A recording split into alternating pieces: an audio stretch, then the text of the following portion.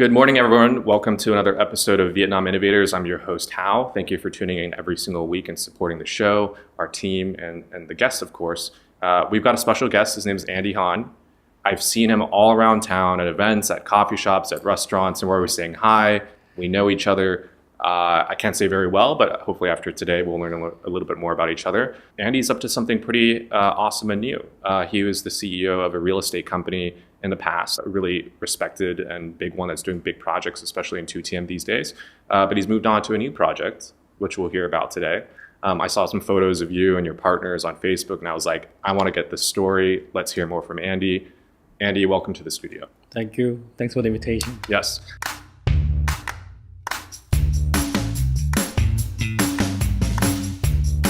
Andy, CEO of Filmore. Tell us about Filmore. What's behind the name? What are you guys trying to do, and what problems are you trying to solve with the group? Well, first, I have this wonderful partner who's only 32 years old. Okay. Very young, very energetic. So he set up the company first. The name Filmore is coming from the area that he lived in the US, in San Francisco. Oh. I've never been to Filmore area. Okay. But then he told me that it's area where there's a lot of cultural diversity. He lived there for long and he just loves the area. So he tried to bring that feeling and that atmosphere to Vietnam. Excellent. That area I heard is FILL, double L. Yeah. But our company name is just single L. Okay. He said that there's an issue with the copyright, so he had to get rid of one now. Yeah. Got it. Okay, Filmore. Well, thank you for sharing that. Yeah. I'm actually from San Francisco, You so are? I know that So- area and neighborhood very well. sure. It's definitely diverse. It kind of sits on, I guess you could say, the boundary between the financial district, the central business district, Right. a few residential areas. Definitely up and coming. Right. It's got some of the hottest restaurants in town and very walkable. I don't know if that represents your guys' vision for Filmore, but well, that's more or less. good description. Good. I've never been there yet, so Sure.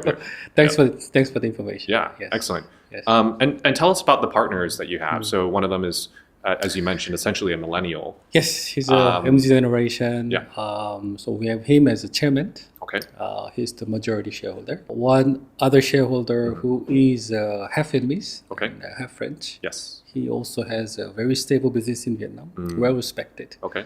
Well, I want to refer to him as a foreign investor because he's half Vietnamese. Yes. So we have him, and then we have another Vietnamese person who is very strong in terms of corporate compliance and corporate structure. So he has been helping us with all the frameworks of the company setup. Okay. He's been with the founder from the beginning.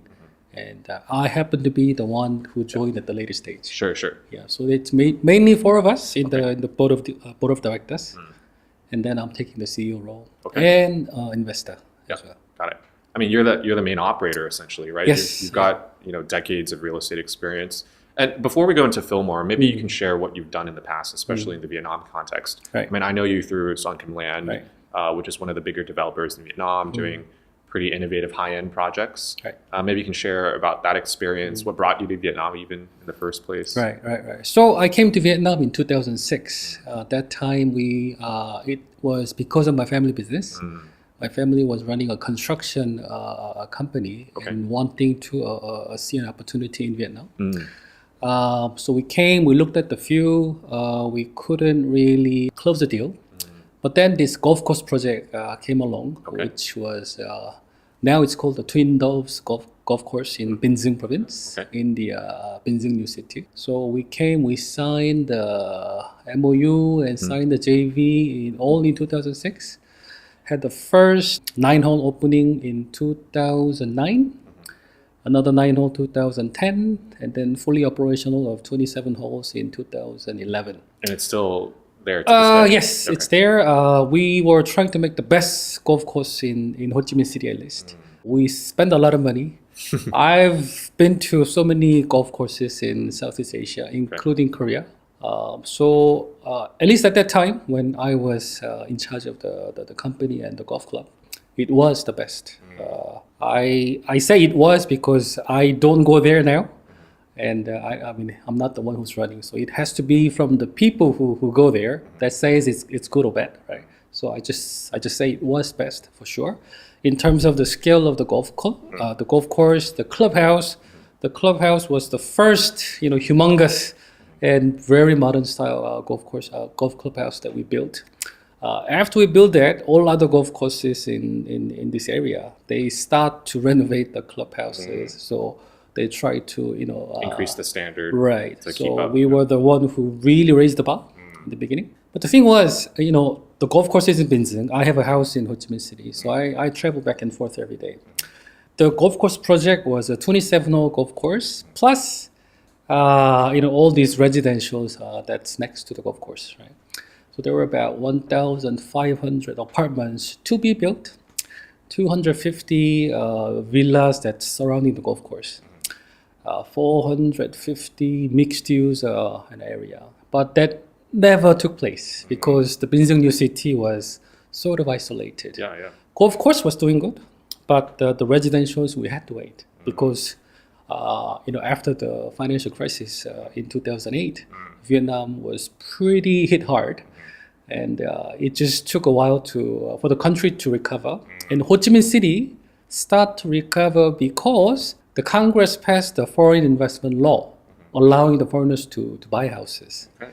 So this triggered developers to go out and acquire the land, right? So the real estate market started to move. And it was really happening in Ho Chi Minh City. So I saw an opportunity. And then there was, of course, the chairman of Sun Kim Lan was a good friend of mine. And he was actually the first reason why I came to Vietnam. So he asked me to join the company. So I joined the company at first as CEO. So from there, we did Gateway Tao Dien, the Nassim, Serenity Sky Villas, and then to Tu Tiem. And I left after we launched the District 9 project. Okay. Which was 100% online, the first 100% online sales event that we ever did in Vietnam. And that was just during the COVID period. Period, last October. So you've been at the heartbeat of a few innovative projects. When I mean innovative, online sales, that's one thing. But I love the clubhouse golf example because back 10 years ago or even more, was golf even a thing, right? Especially amongst Vietnamese consumers. Right. More or less, maybe not, but obviously nowadays it is. Golf courses are everywhere, not just for foreigners, but for Vietnamese. And of course, the Sun Kim Lam example. You mentioned the 2008 downturn, and before we go into Filmore and kind of what you guys are working on, I want to set the stage for: Are we seeing another slowdown in the market? There's a lot of chatter online about apartment sales nose diving. It's potentially because of interest rates. Maybe people are holding on to their cash. I'm not quite sure. What's your take on the situation, especially in residential? Companies struggle because these days it's very difficult to find the land or find the good land. Find the land that makes sense in terms of feasibility. Difficult in terms of the legal issues because, there are tons of land out there, but all the legal process, is it okay to build a house or build an apartment? Right? So many projects that are far from having the approvals. So those are really what's making the developers difficult. So what you see these days is they go outside of Ho Chi Minh City. So they go to Dong Nai, they go to Binzeng, they go to Long An because it's much easier to find the land. And then in terms of getting all the legal processes done as fast as they can. Okay. Right. So those projects that finished launch, I think they're quite successful. Okay. So in terms of slowdown, yes, slowdown because again, some lands, the landowners are asking for ridiculous price. So it just, in terms of the commercial, value, it just doesn't make sense. Okay. So developers have to turn those offers down. Or they just go through this legal process, which is just getting prolonged years and years. Right? Yeah, so these are what's making the developers a bit difficult. Okay. But I don't see any slowdown here. I actually see a lot of new projects popping up these days. So it is happening in terms of investment, because here in Vietnam, I really don't see, there are a lot of projects, but I don't really see a good apartments to live. Especially a foreigner like me. So they're kind of like a lot of secondary homes. Like you live in a principal home, but then, there are homes, but they're not really pleasant to live. And from the developer point of view, I want to ask you a question. Have you ever heard of a CEO or the chairmen of the big developers living in their property? Yeah, it's funny. I mean, the answer is no. Yeah, it's a no. So then my next question is, how much contributions can they do into the design? How much contribution can they do to the construction, right? I mean, if you know, I mean, you are running this Visitera, right? You're the one who's capable of running it. You can talk, you have the network to invite people. So you are there, you're leading every single way to make the Visitera successful. But these owners of the developers, they've never lived in the apartment. How much contributions can they bring? Can they really speak to what the consumers want? So, let's talk about Filmore a little bit. I have to agree for the most part, especially, there's a lot of too much inventory, I guess you could say, in some segments, and people are buying them as second homes, not even living in them, and it's creating communities that are also very desolate. They're not that interesting, or they don't have enough restaurants or cafes to experience. I mean, some of them are great to live in for the average, home buyer potentially, but because they're being held as secondary homes, the people buying them actually aren't living in them. It's creating some community, I think, lacking of community in these areas. Let's talk about Filmore for a little bit. What problem and opportunity are you guys trying to solve and kind of meet with the new business? In apartments, I want to make a nice project that's really livable, right? You've talked about projects in the secondary market or the second homes, right? So there are a lot of condo tales in the coastal areas like Da Nang and Nha Trang that we're seeing these days. And you go there, it's empty. Why is it empty? Right? Because developers, they build, and then they say that, you can do Airbnb here. You're not going to be here all year long, so why don't you just buy, invest, lease it out to somebody, right, on a timeshare basis, and then make some income. The thing is, because of these legal issues, you don't own the property in condo hotels. So this is actually an issue of Congress, in my opinion. So there has to be a relevant law that helps the developer and at the same time helps the apartment owners, right? When you build the condo hotels, normally there tend to be a lot of units, but you don't have enough car parking places. And these developers, they spend less in terms of the amenities. So for anyone to live there long, it's not really convenient, right? For Filmore, so we're doing the residentials only. Okay. We don't want to do any kind of a condo hotels. Well, first, because of the legal issues, as I mentioned. So it's a place where I want people to stay longer. Right? And when you stay longer, in my opinion, for all the projects that I've done in the past, it has to be a place where you can really stay healthy, have a good sleep, and enjoy your life with the family. Right?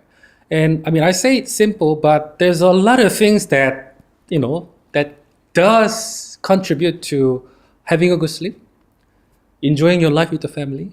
Right? So I'll give you a very simple example. If you are having an issue with the noise, then you try to sleep and then you're hearing all kinds of noise from the road. How can you get a good sleep? Right. When you have a windows that's built in the wrong way, right? It's really the design issue and the construction issues, right? How do you get rid of this, right? Do you have enough gym area? Do you have enough equipment for the residents to come and exercise and stay healthy? Do you have enough swimming pool areas for them to cool down and then spend some time with their family? Is the reception good enough to welcome people? Is it good enough to, do you have proper receptionists that can handle some of the complaints? Because you will have complaints no matter what. Right? You will have some issues that you need to speak to the property managers. Do you have the proper people to look after the residents' day-to-day problems, right? All these things add values to your living on a daily basis. So I'm looking at this, I'm approaching this from the design point of view and from the resident point of view, right? And for every project, well, I cannot say every project, most of the projects I bought. It's not because company gave me a favorable offer or anything like that. I'm trying, okay, now I'm a CEO of the developer. Now I'm having another hat as a resident, as a buyer. What are my problems? And I'm trying to look at things from the resident, the buyer point of view, right? And I am one of the first person to move in to the property to understand, okay, what kind of problems are we facing? Right. And there are certain defects that tend to happen, right? It's because of the design issue. It could be because of the contract, that particular contractor, because for all of our projects, we never just give to the main contractor only. We give to the main contractor for the structure works, for all like a joinery, for the toilet, for kitchen, for lighting, we give to the specialist. So, we have certain contractors that's doing certain things. So, where are the defects coming from? Is it this particular contractor that we have appointed, right? Is it because of the workmanship, or is it because from the design stage, we didn't really think far enough, right? So, I get to see all this, and then at least I have a chance to fix in my next project.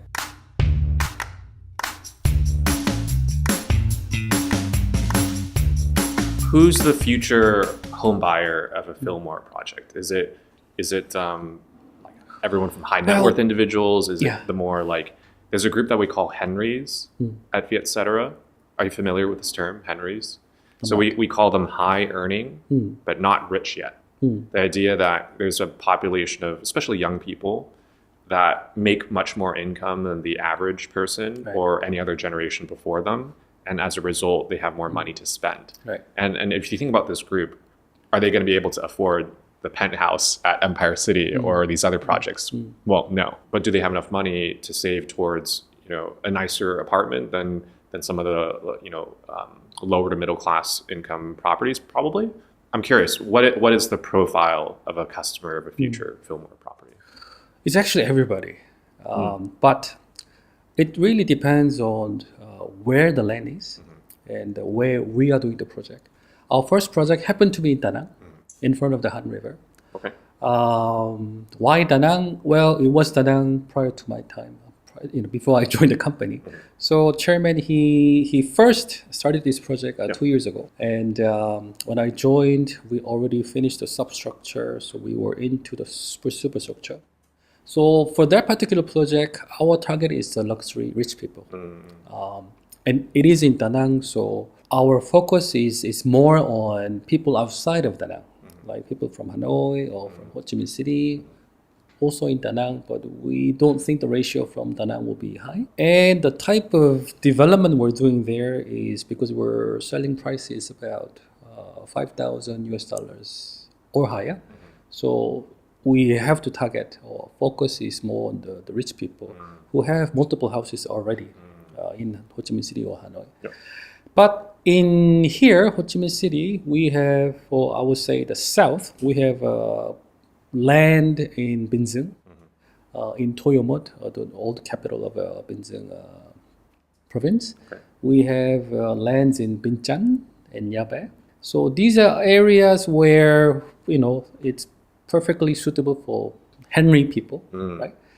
Because the selling price is not going to be as high as our first project. But we want to create a special living experience. So to me, this living experience is very important. That's what unifies the company values and spirit, more so than just target price or how much money you make kind of thing. Okay. Because I feel like a lot of developers these days, they are stamping.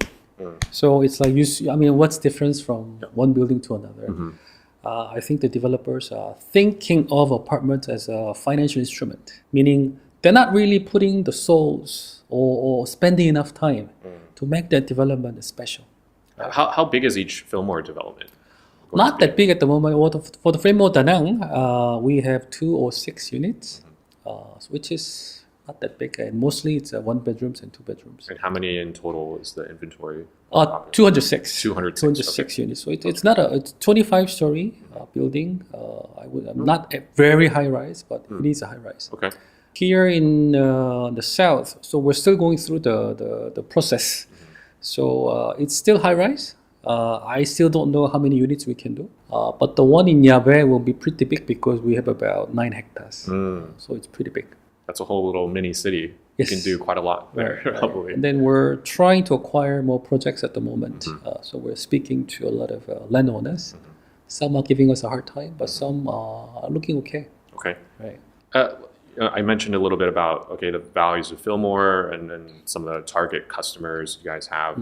I want to talk about some of your teammates. You mentioned who they are in a broad sense. Right. I think I know most of them, if not all of them. But one of them you mentioned is part of that younger generation. Right. And I'm starting to see myself, there's a few developers who do have that young blood in them, right? Maybe they've studied abroad or they've lived here for a long time working for a real estate company, their family business or something. They're kind of branching off to do their own now. What kind of spirit, given the team, at least age diversity, does that represent for Filmore's kind of like corporate identity? What does that stand for you? I mean, so far in my life, I've never worked in a company where I am or I was the oldest person. I still consider myself quite young, Sure. but this company, I have to be the oldest. Okay. I mean, except you leave out all these board members. Yeah, right? yeah, okay. People who are working in a full-time basis, I happen to be the oldest. So I am finding a bit difficult to adjust. But I mean, we have a group of young people, so there's energy in our company. I mean, because they also have a lot of people who are very energetic and they're eager to do something quite new. We have like all the graphic visuals that we are producing. So we are working with a group of people who are very talented. So I mean, like when I looked at some of the CGIs that the team did for our Filmore Real projects, I felt that wow, I couldn't believe this is the Vietnam quality. Because in the past I used to give this job to Thailand, to Singapore, people who are much more experienced, right? And they were of course charging us expensive money, but finding that kind of a quality, and of course much cheaper than having somebody in overseas. So I found it quite interesting. And then it's also for any businesses in these days, like I want to bring in the tech part into the real estate. Okay. Right. So at the moment I'm working with FPT to bring in some applications and smart home that would really work. Inside the apartment, that also is helpful for the users, right? I understand that there are these sort of called apps or something in from the mobile that people can use that were developed by some other developers. But I think it's more to help their ecosystem. It's not really make the users convenient. So that's what we're trying to do. We're trying to, again, from the user point of view, from the buyer or resident or the tenant point of view, how to make things much easier for them to use and how to add value. Real estate to me, I don't know if you own your apartment here or not, but if you own an apartment, that's a big investment. That's one of the biggest assets that you may have in your entire life, right? Especially for young people, this could be your only asset, right? The biggest asset. So for your asset to perform well, it must appreciate, right? Or it should produce very good rental income. When you have a good projects, yes, they really appreciate. They produce a lot of very high yield, in terms of rent. And projects that I've done in the past are typical examples, right? I mean, it's next to the international school. There are a lot of the F&Bs, and the units are built in a nice way, and it's really enjoyable by the family. So there's a high demand, and the prices, they doubled or 2.5 times. They're doing this. So as the buyer point of view, right, even the tenant point of view, they're happy, right? So my point is to have something like this developed so that, when customers, they buy, they're happy, right? And it's really giving them some sort of a return. You don't have to hold on to it for many years. Even if you keep it for 1 or 2 years, you make some sort of the returns, right? And then you sell, another person also make money. To me, this is the real value in the real estate. We also take some profit, but we shouldn't be taking too much profit. But this is a tendency that I see in Vietnam. developers, they take too much profit. So when it's passed on to the buyers, they have little room to enjoy. Or it takes 5-10 years for them to enjoy something meaningful. I don't want to be doing that. I want to create a value, pass on to the buyers. They enjoy, they stay, they can keep it for as long as they want, pass on, make good profit. So to me, has to be a good investment, right? And I don't think there are many projects in Vietnam that really can produce this kind of result. Okay. Well, let's see if we see more in the future, hopefully from Filmore as well. I love the whole synthesis of the name, the Filmore neighborhood of San Francisco, to how you guys approach and think about the operation and the long term of the project. I want to zone on your last comment about how some people might take a decade for them to really enjoy the asset they've invested in.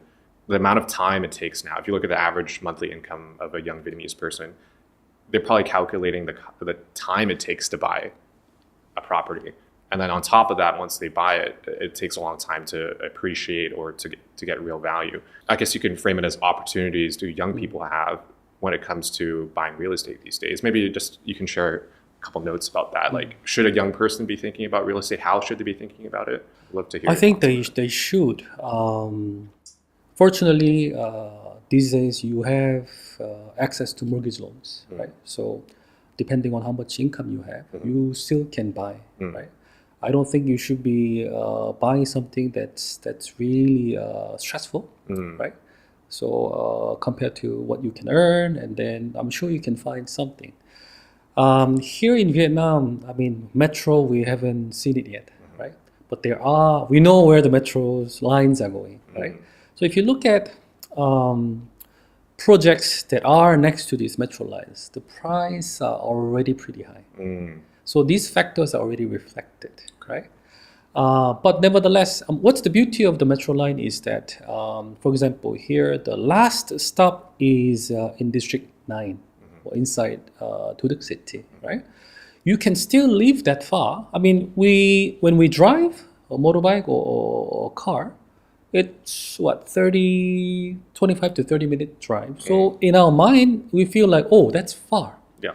But if we take metro, it could be taking much less, and it's always on time. You're never. I mean, the time is pretty,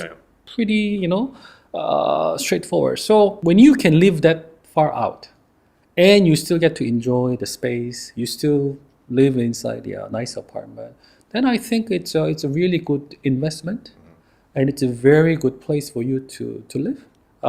You just need to find a good product that could fit what you want, where you want to live, and what kind of apartment you want to have. Right?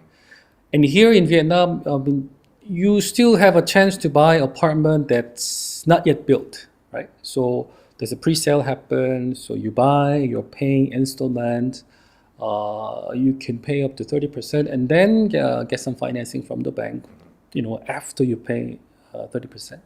So there are opportunities for you if your family can help. Because normally what happens in Vietnam is you buy from the primary market, and by the time the project is finished, there is a price appreciation, right?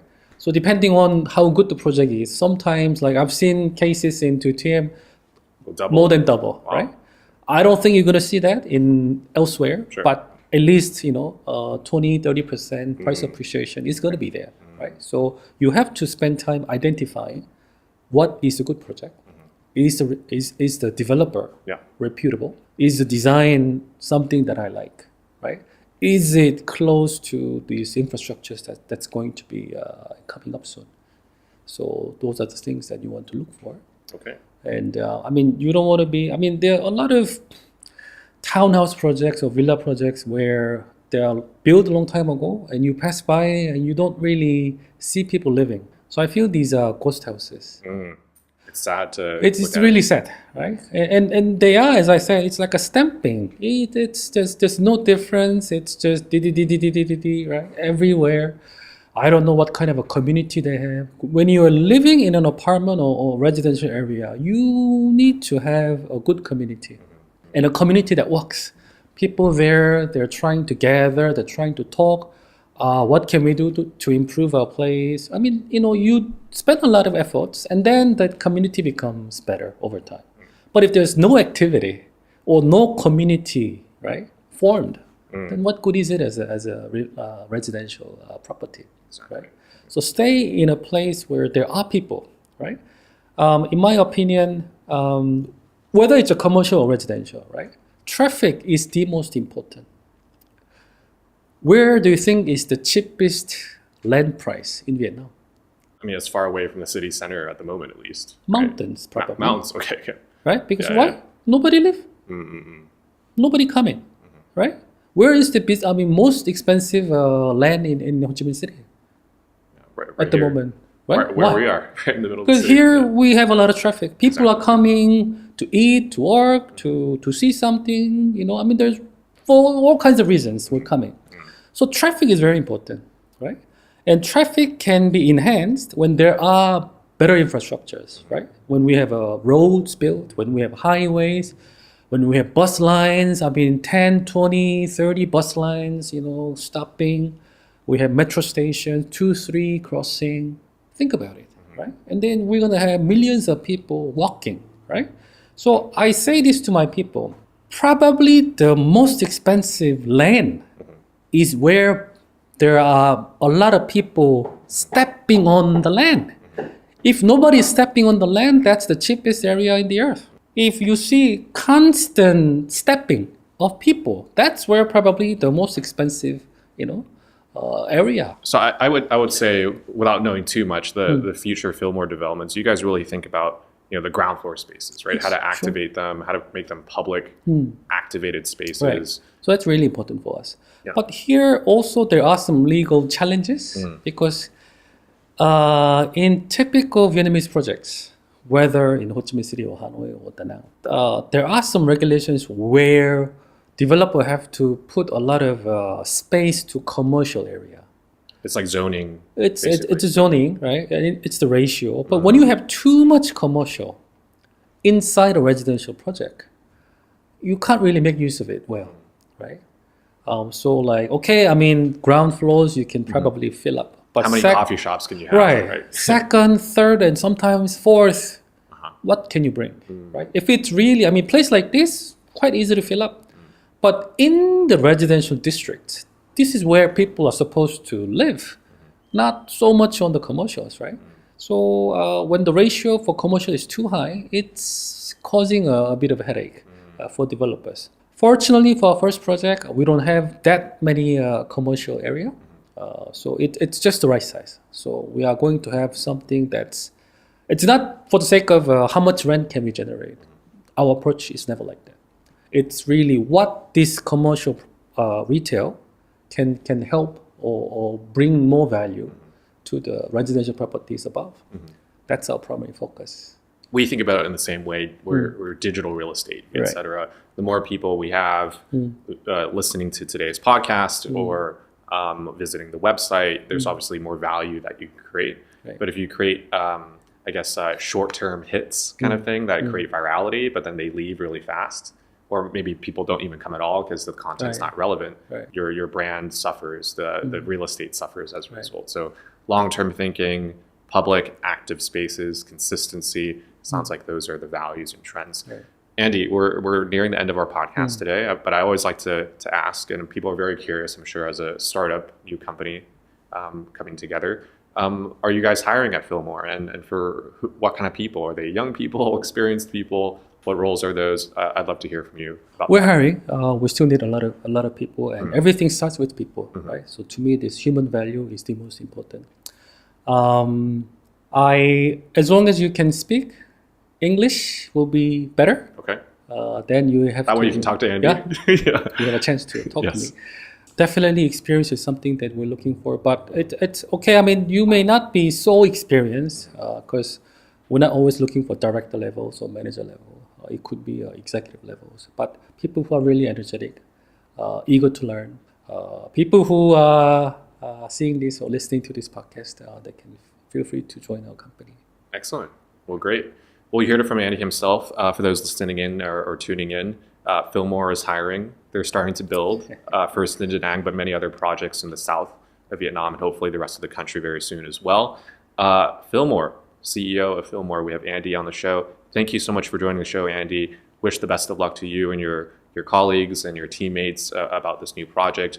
Always exciting to hear some insights from experts like you. Thank you for joining today's studio, and we hope to have you or your colleagues back on the show very soon. Thank you. Thank you. See you guys. Viglacera Corporation is the largest real estate and building materials group in Vietnam, as well as the largest industrial park operator in Vietnam. 48 years of excellence makes Viglacera a leading full-service provider of sustainable and high-quality building materials. Having a total of 40 subsidiaries, Viglacera covers the entire real estate and building materials spectrum.